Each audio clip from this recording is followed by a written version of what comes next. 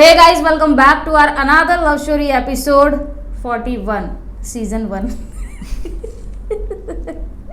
Season तो एक ही आना है, खैर तो मैं मजाक कर रही हूँ। तो वही पूरे 1 महीने के बाद एपिसोड आ रहा है, क्योंकि हम लोग गए हुए थे छुट्टियां मनाने गांव में अपने।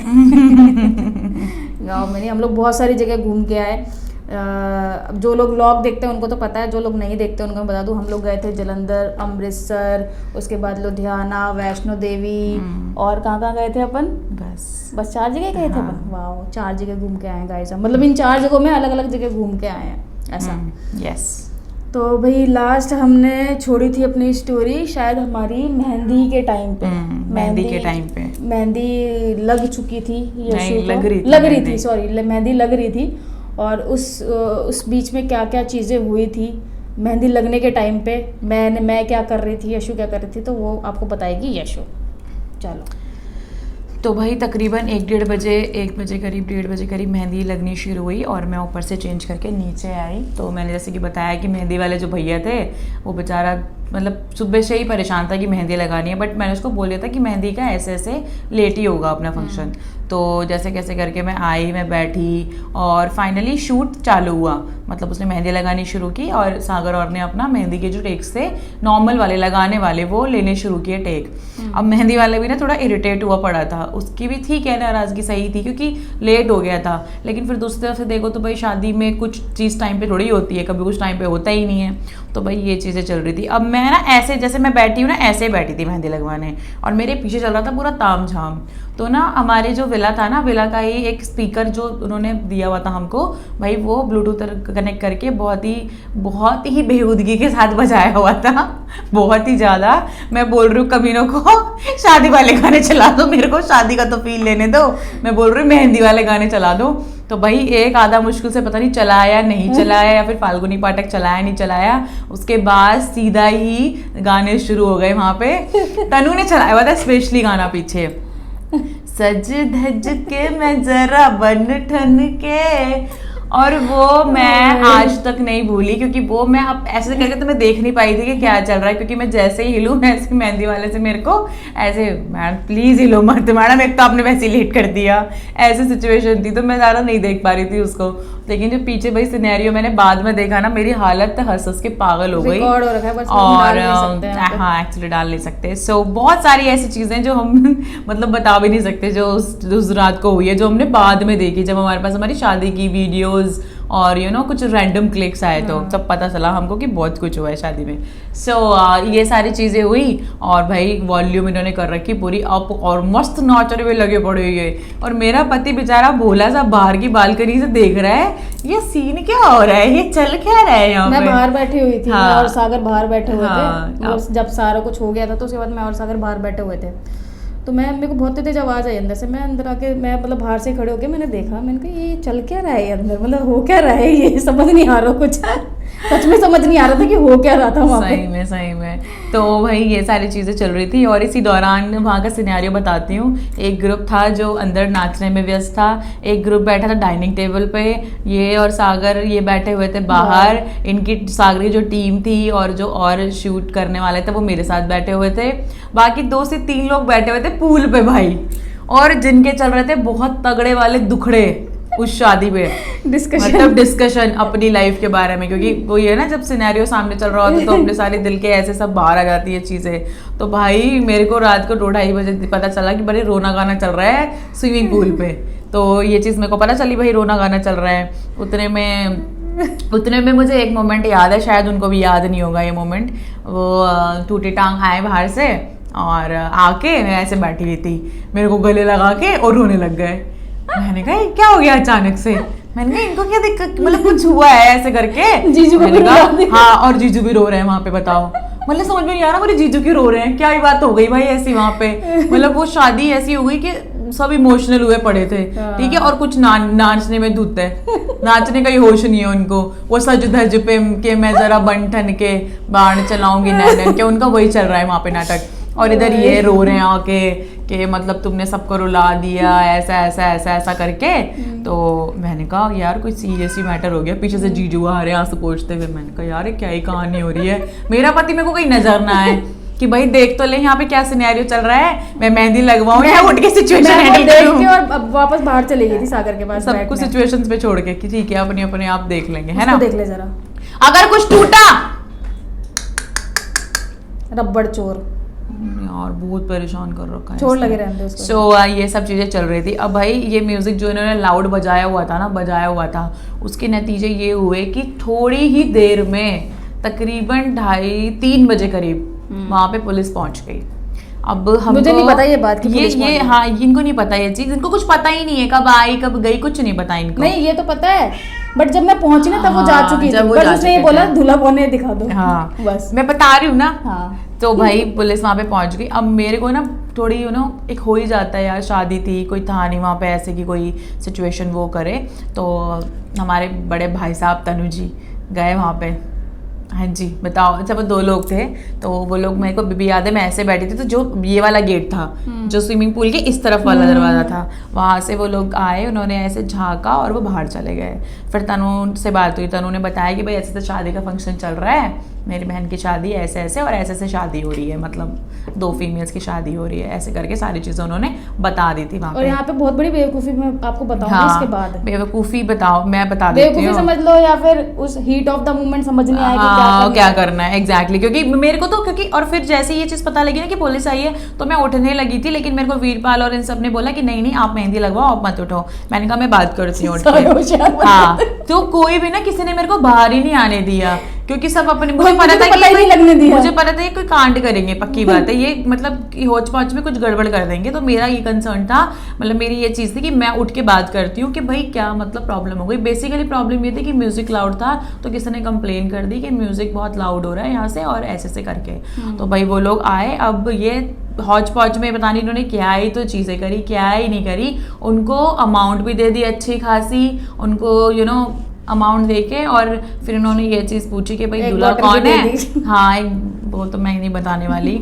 और उन्होंने बस ये पूछा कि भाई ग्रूम कौन है, तो इनको देखा और वो निकल गए। मैं पूछ रही हूँ क्या हो ठीक गया, है? पुलिस क्यों आई है? हाँ उसके बाद ये कह रहे कि क्या हुआ, तो तनु कहते अरे छोड़ो छोड़ो कुछ नहीं। अब ये चीज भी हमको तब तक नहीं पता चली थी वहां पे, पहले शादी के टाइम पे ये चीज पता नहीं थी कि ऐसा कुछ हुआ है तब तक, क्योंकि किसी ने इस चीज की भनक की, तनु ने इस चीज की भनक ही नहीं लगने दी कि भाई ये सारी चीजें हुई हैं वहां पे। तब तक हमें कुछ नहीं पता था कि ये सिनेरियो हुआ है। तो ठीक है भाई, जैसे कैसे करके वो चले गए और उन्होंने बस वो म्यूजिक वाली बात पे बोला कि म्यूजिक बहुत लाउड हो रहा था तो हमको कॉल किया करके। तो उसके बाद उन्होंने क्या किया, मानने वाले थोड़ी ना है, फिर आवाज कम कर ली गाने की, लेकिन फिर भी गाने चल रहे हैं पीछे और बस मेहंदी लग रही है। और उस रात पे खाना किसी ने नहीं खाया, ये तो बिना खाना खाए मस्त नीचे लेटे हुए थे, इनको कोई होश नहीं है। और मेरे को खाना खिलाया था सुबह के 4 बजे। क्या जब उन्होंने हमें बताया कि भाई पैसे भी दिए और वो भी दिए, बोतल भी दी है। हाँ तो तो मैं आपको बताती हूँ कि उनको भाई पैसे भी दे दिए, बॉटल भी दे दिए। तो मैंने भाई सर पकड़ लिया कि क्यों दिए, क्योंकि हमारे पास ऑलरेडी पुलिस की परमिशन थी और उन्होंने ये चीज़ हमको बताई भी नहीं थी एक्चुअली कि ऐसा कुछ। तभी मैं उठ के जा रही थी, हमारे पास ऑलरेडी परमिशन थी कि हम मतलब यहाँ पे शादी है और लेट नाइट तक मतलब ऐसे गाने वाने बजेंगे तो ये होगा। और सबसे बड़ी बात थी कि डीजे भी नहीं बज रहा था। जितने की परमिशन ली थी ना उससे ज्यादा तो पैसे पकड़ा दिए उनको। सही में। सो भाई ये सब चीज़ें उन्होंने कर दी। तो उसके बाद ये तो मतलब हमसे ना सोफे के पास ही नीचे ही लेट गए सारे, ऐसे करके लेटे हुए थे, पीछे डमशाज चल रहा था और मैं देखने की कोशिश कर रही थी कि कौन क्या प्ले कर रहा है ऐसे ऐसे करके। तो ये चीज़ें चलती रही और उसके बाद भाई मेहंदी तो मेरे को लग रही थी, तो मैं बीच में बोल रही थी कि मेरे को थोड़ा छोड़ के औरों के मेहंदी लगा दो।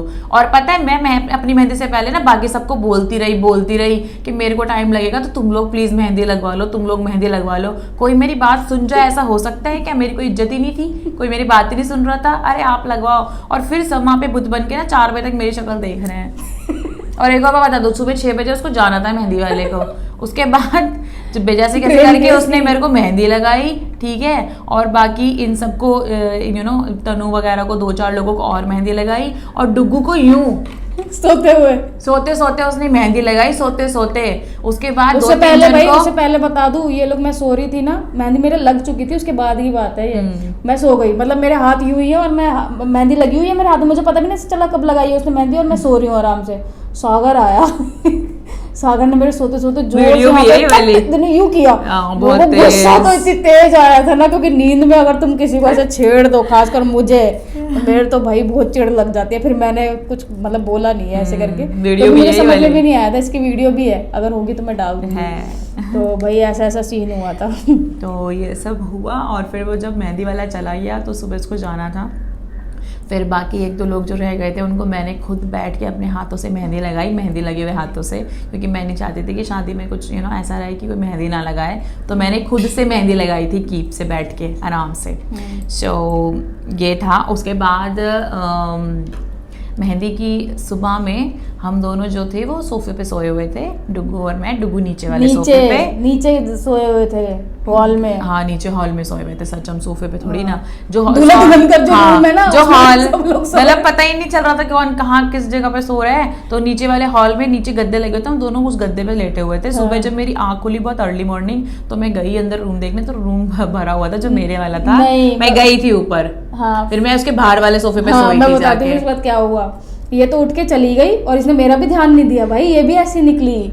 मैं बेचारी वहां पे अकेली सो, मैं बताती हूँ क्या हुआ। मैं वॉशरूम के लिए गई थी ऊपर। तो तू जाके सो गई ना।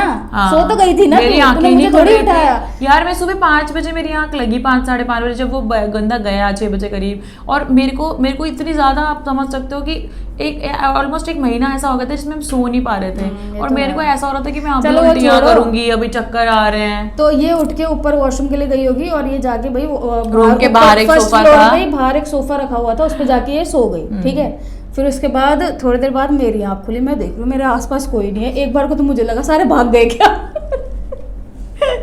लिटरली मुझे लगा कि कुछ हुआ है क्या, सारा कोई भी नहीं दिख रहा, मैं अकेली कैसे हूँ यहाँ पे। और शांति बिल्कुल, धूप निकली हुई है मस्त और शांति। और हाँ, रात को एक और सीन हुआ था मेहंदी वाली नाइट को ही बता दूं मैं आपको। मेहंदी वाली नाइट को सीन ये हुआ कि उसने ना स्विमिंग पूल में डेकोरेशन कर रखी थी, जो डेकोरेशन करवाई थी ना, तो पूल पे भी उसने डेकोरेशन की थी।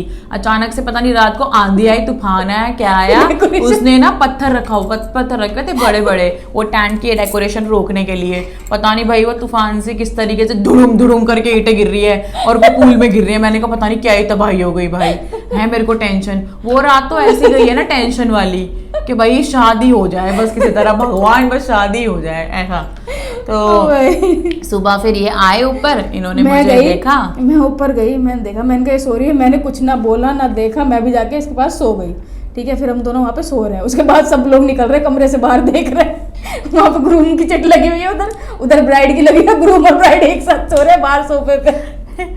इतना फनी सीन था ना भाई, वो देखने में इतना फनी लग रहा था ना कि सब लोग अपने कमरों में सो रहे हैं और ग्रूम और ब्राइड बाहर सो रहे हैं सोफे के ऊपर। भाई हम ऐसे सो रहे थे, ठीक है, जबकि हमको ऐसे इंस्ट्रक्शन दे दी थी सबने कि शादी तक तुम दोनों एक कमरे में रहोगे भी नहीं। लेकिन कमरा दिया ही कहाँ, सही किया उन्होंने, यही कहा था कि तुम दोनों एक कमरे में नहीं रहोगे। एक कमरे में क्या, हम किसी भी कमरे में नहीं रहे, हम बाहर ही निकाल दिया हमको। तो भाई ऐसे ऐसे करके ये सब हमारा जो मेहंदी वाला फंक्शन था ये निपटा जैसे कैसे करके। फिर तकरीबन 10 बजे करीब उठी थी मैं, 9 या 10 बजे करीब, 9 बजे उठ गई होंगी यार, क्योंकि सुबह चूड़ा सेरेमनी भी तो थी ना। तो भाई मैं उठी और उठने के बाद फिर ब्रेकफास्ट के लिए सबको बोला कि प्लीज़ आज लेट मत करो, चूड़ा सेरेमनी भी करनी है। अगर तुमको फंक्शन करना है चूड़ा सेरेमनी का तो तुमको जल्दी जल्दी काम करना पड़ेगा।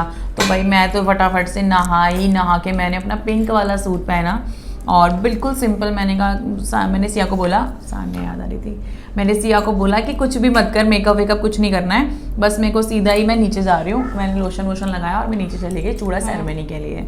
तो भाई काफ़ी अच्छा अरेंज किया हुआ था उन्होंने नीचे ना, मतलब पूरा ऐसे लगाया हुआ था। मुझे पता भी नहीं था कैसे होते हैं चूड़ा सेरेमनी, क्योंकि हमारे यहाँ तो होती नहीं। अच्छा आप नहीं की थी? नीचे मैं सागर ने बोला कि ऐसे मत बैठो, मतलब अच्छा नहीं आएगा शूट में, तो थोड़ा पीछे डेकोरेट कर देते हैं। तो फिर उससे टेबल वेबल लगवा, मतलब वो लगवा के नीचे गद्दे वद्दे, उस पर येलो कपड़ा बिछाया था, मुझे याद है।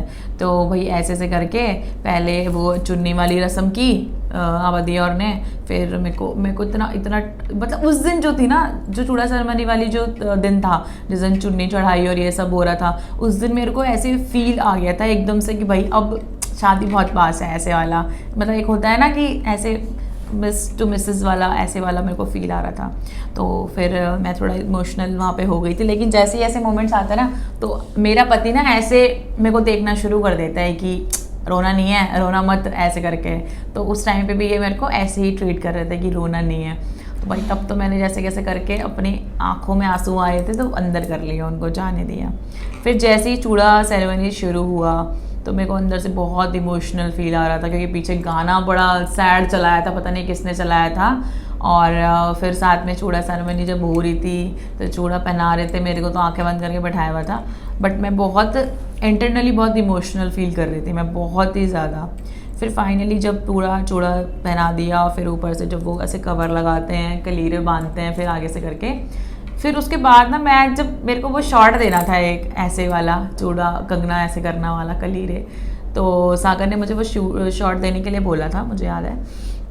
और मैंने जैसे ही साइड में देखा तो मेरी एकदम से सामने से ऐसा आया कि रोना मत। तो एक होता है ना बंदा जिस जोन में हो है ही ऑलरेडी, फिर सामने से कोई अगर आपको हल्का सा भी वहाँ पे क्लिक कर देना तो वो आँखों से आंसू ऐसे बहने लग जाते हैं। तो सेम सिचुएशन मेरे साथ थी कि जैसे ही वो सामने से ऐसे आया ना कि रोना नहीं है, तो मेरे को इतनी तेज़ मुझे रोना आया। और लिटरली मैं बहुत रोई हूँ उस टाइम पे, बहुत, मैं हद रोई हूँ। और सामने ये खड़े हुए थे उस टाइम पे, और ये भी बहुत बहुत तो नहीं लेकिन अंदर से बहुत रो रहे थे, लेकिन आंखों से थोड़ा सा रोए थे तब ये, लेकिन इमोशनल बहुत ज़्यादा थे क्योंकि मैंने इनका फेस देख लिया था जब ये उस टाइम पे मेरे को देख रहे थे रोते हुए। और मेरे को इतना ज़्यादा रोना आ रहा था कि मैं एक्सप्लेन नहीं कर सकती। अगर मैं बोलूँ कि मेरी शादी में सबसे ज़्यादा अगर मुझे लगा कि मेरा परिवार नहीं है यहाँ पे, हमारी शादी बिना फैमिली के हो रही है, और एक कमी का जो एहसास जो एक लगता है ना एकदम दिल में घुसने वाला तीर के जैसे, वो मुझे उस टाइम पे बहुत ज़्यादा रियलाइज़ हो रहा था, बहुत ही ज़्यादा। मुझे ऐसा हो रहा था कि अभी कहीं से वो सारे लोग यहाँ पे आएँ और ये सारी चीज़ें उनके बिना नहीं होनी चाहिए। क्योंकि मेरा ना एक हमेशा से एक चीज़ रही है कि मैं जब भी किसी मोमेंट में होती हूँ ना, तो मैं कुछ मोमेंट्स में ना अपनी चीज़ें छोड़ देती हूँ, लाइक अपनी ज़िद, अपनी चीज़ें। मुझे लगता है कि नहीं यार ये मोमेंट चला जाएगा, अगर वो भी नहीं माने और मैं भी नहीं मानी। इसीलिए मैंने इस शादी के लिए बहुत बेहद कोशिश की थी कि दोनों फैमिलीज़ आएँ उस शादी में और सबके साथ ये शादी हो। तो मेरे को वो बस ऐसा लग रहा था कि वो ये मोमेंट ना जाने दे वो लोग, और वो आए यहाँ पे इस शादी को अटेंड करने, क्योंकि जैसे हमारे लिए था ऐसे उनके लिए था। बट वो मेरी इंटरनल फीलिंग्स थी, अपने इमोशंस थे, तो उनके लिए मैं क्या ही बोलूँ। बट मेरे को उस टाइम पे यही फील हो रहा था जो मैंने अभी तक नहीं बताया कि मुझे उस मोमेंट में ये फील हो रहा था, और इसी वजह से मेरे को बार बार रोना आया जा रहा था कि ये मोमेंट दोबारा नहीं आएंगे लाइफ में जो अभी चल रहे हैं। और शादी की वो शुरुआत एक हो चुकी थी चूड़ा सेरेमनी के बाद, कि मेरा ज़िंदगी भर का जो सपना था कि मुझे चूड़ा पहनना है, मुझे कलीरे लगाने हैं, तो वो फाइनली वो फुलफ़िल था मेरे लिए। तो बहुत सारे इमोशंस, मिक्स इमोशंस आए हुए थे तब, और सब मुझे ऐसे गले लगा लगा के चुप करा रहे थे कि नहीं ठीक है, कोई नहीं, हम हैं ना, ऐसा ऐसा ऐसा। बट एक होता है ना कि लाइफ में सब होते हैं, लेकिन किसी पर्टिकुलर्स की कमी जिनकी है बस वही फुलफ़िल कर पाते हैं, कभी कभी ऐसा लगता है। तो उस टाइम पे वही मुझे लगे जा रहा था बार बार। और मैंने फिर इनका चेहरा देखा, सामने खड़े हुए थे, फिर मैंने जब इनकी आंखें भरी हुई देखी तो मुझे ऐसा लगा कि बस अब ठीक है, अब मुझे ये चाहिए। तो मैंने इनको बुलाया इशारा करके कि मुझे हक करना है, तो फिर हम दोनों ने ऐसे हक किया। फिर एक इनकी जो वाइब है ना, तो मुझे वहाँ पे ऐसा लगता है कि सब कुछ इसी में है, बस कि मेरा सब कुछ इसी में है। मैं जितने भी रिश्ते देखती हूँ, जो भी मैं देखती हूँ, जो भी मुझे चाहिए, वो सब कुछ यहाँ पे है। तो मैंने इनको ज़ोर से हक किया हम दोनों ने, और वहाँ पे वो थोड़े से इमोशंस हमारे मिक्स हो गए और हम थोड़ा शांत हुए। इन्होंने मेरे को समझाया, मेरी इनकी आंखों से मुझे उस टाइम पे ऐसा लगा कि मुझे ये बोल रहे हैं कि यही तो मोमेंट तू जीना चाहती थी, यही तो वो मोमेंट है जो तुझे चाहिए थे हमेशा से, और आज हम वो मोमेंट जी रहे हैं अपनी शादी वाले, जो हमने साथ में सपने देखे थे कि हम अपनी शादी करेंगे, ऐसे करेंगे, ये सारी चीज़ें होंगी, ये सब रिचुअल्स होंगे। और क्योंकि शादी को लेके सच में मेरे बहुत ड्रीम्स थे, तो ये सब कुछ उस टाइम पे चल रहा था। तो ये चलता फिर हमारा फ़ोटोशूट वगैरह हुआ सबके साथ, मैं थोड़ा नॉर्मल हुई, फिर हमने एंजॉय किया, लेकिन ज़्यादा टाइम नहीं था चूड़ा सेरेमनी एंजॉय करने के लिए हमारे पास, क्योंकि मुझे शादी के लिए रेडी होना था, क्योंकि उसके लिए मुझे टाइम चाहिए था। तो जैसे कैसे करके वहाँ पे वो सारी चीज़ें की, और इसी बीच में आपको बता दूँ कि इसी इमोशंस के बीच में एक हाथ का चूड़ा मेरा वीरपाल ने बाय मिस्टेक उल्टा पहना दिया। जब मैं चूड़ा पहन रही थी ना, राइट हैंड का चूड़ा था वो, जब मैं चूड़ा पहन रही थी ना तो मुझे रियलाइज़ हुआ कि बड़ा टाइट आ रहा है। जब उसने स्टार्टिंग की बैंगल्स डालनी शुरू की ना तो मुझे लगा ये इतनी टाइट क्यों हो रही है, पीछे कैसे जाएगा, क्योंकि चूड़ा बहुत बड़ा था। तो मैंने कहा यार इतनी टाइट कैसे हो गई, क्योंकि जब चूड़ा लेने जाते हो ना, अच्छा एक क्वेश्चन मैंने देखा है कि काफ़ी सारे लोग ना क्वेश्चन करते हैं कि जब आप अपना चूड़ा देखते नहीं हो तो आप अपना चूड़ा सेलेक्ट कैसे करते हो। मैं बताती हूँ, क्योंकि मैंने ये चीज़ शादी के लिए की है तो मुझे पता है। जब आप चूड़ा देखने जाते हो ना तो आप अपनी पसंद का ही चूड़ा देखते हो कि मुझे ये वाला चूड़ा चाहिए, लेकिन जो आप देखते हो ना वो वाला चूड़ा नहीं देते आपको। डिज़ाइन विज़ाइन सब कुछ सेम वही होता है, साइज़ भी वही होता है, लेकिन एक नेक्स्ट डब्बा देखते हैं जो खुला हुआ नहीं होता, जिसको आप नहीं देखते। तो बेसिकली वो हाइड रहता है आपसे। ऐसे ही सेम कलीरों के साथ होता है। तो वो मतलब आप चूज़ कर लो कि मेरे को ये वाला पसंद है, तो वो उसका बिल्कुल नया पीस, अनटच्ड पैक्ड पीस देते हैं जो आप नहीं देखते हो। तो उसी टाइम पे वो सेकंड चूड़ा वहाँ पे पहनाते हैं। तो मेरे दिमाग में एकदम से ये चीज़ क्लिक हो गई कि कहीं जब उन्होंने सेकंड वाला चूड़ा दिया तो कहीं साइज़ तो नहीं छोटा कर दिया उसका देने में, बाय मिस्टेक गलत साइज़ तो नहीं दे दिया। तो फिर मैंने कहा यार एक हाथ में तो सही हो रहा है चूड़ा, पर दूसरे में क्यों टाइट हो रहा है। वो पूरा कसा कसा के पहनाया हुआ था वो चूड़ा। और फिर मुझे याद है ऊपर जाने के बाद मैंने देखा नहीं था, और वो चूड़ा मेरा दोबारा से चेंज किया गया था। ऊपर जब मैं मतलब रेडी होने के लिए गई थी तो सबसे पहले मुझे बताया गया कि चूड़ा गलत पहना दिया एक हाथ का, तो वो दोबारा से चेंज किया गया था, तब भी मैंने नहीं देखा था। सो ऐसे ऐसे था। तो भाई इस तरीके से हमारी ये जो चूड़ा सेरेमनी थी और जो इतने सारे मिक्सअप इमोशंस थे वो यहाँ पे निकल के आए थे। और मैंने आपको चीज़ें भी बता दी कि कितना कुछ उस मोमेंट में मैं फ़ील कर रही थी। मुझे ऐसा लग रहा था कि ऐसे तो बिल्कुल जान जाने जैसी चीज़ होती है ना, बिल्कुल एक तरफ बहुत सारी खुशी थी कि ज़िंदगी में जो चाहिए था वो मिलने जा रहा है, एक तरफ बहुत बड़ा दुख था कि जिनको एक्सपेक्ट किया था, जहाँ पे एक्सपेक्टेशंस थी, जो अपने थे, जन से खून का रिश्ता था, वो वहाँ पे नहीं खड़े थे। रीज़न अपने अपने हैं सबके इस चीज़ पे, किसी के लिए कुछ ऐसा नहीं है मेरा, बट वही था कि अगर ये मोमेंट चला जाएगा तो अब दोबारा से नहीं आएगा, क्योंकि ये शादी अब दोबारा से नहीं होगी। ऐसे तो देखो बहुत बार चीज़ें होती हैं, रिपीट मोड में होती है, लेकिन जो फर्स्ट एक्सपीरियंस होता है ना वो ऑलवेज़ फर्स्ट ही होता है। वो आपके इमोशंस, वो आपकी फीलिंग्स, बहुत बहुत कुछ ऐसा अनकहा सा होता है जो आप कह नहीं पाते, जो आप बस अंदर अंदर फील कर रहे होते हो।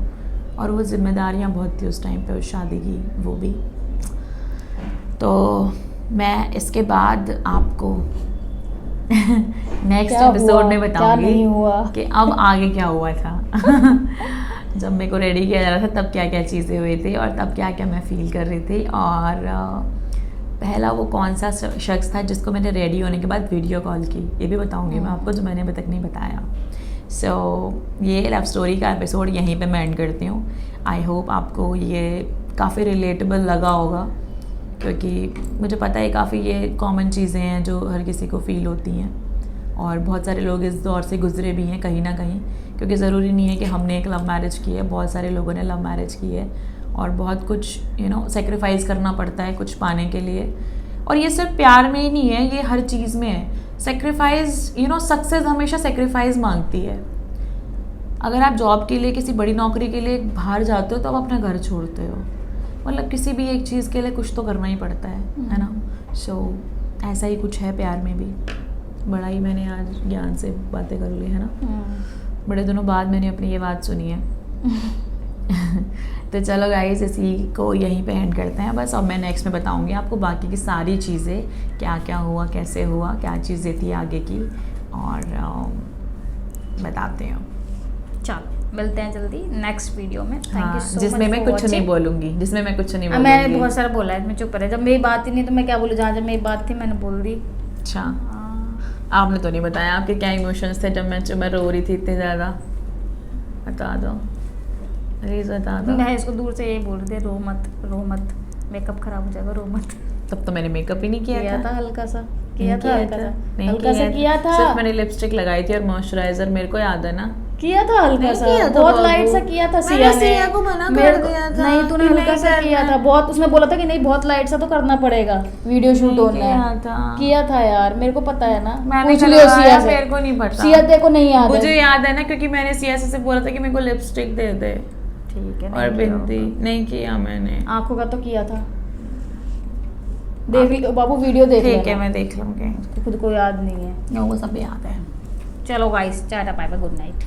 नहीं बोलते हैं, हमेशा पकाते ही हैं, कुछ इमोशन वाली बातें नहीं करती है लड़के।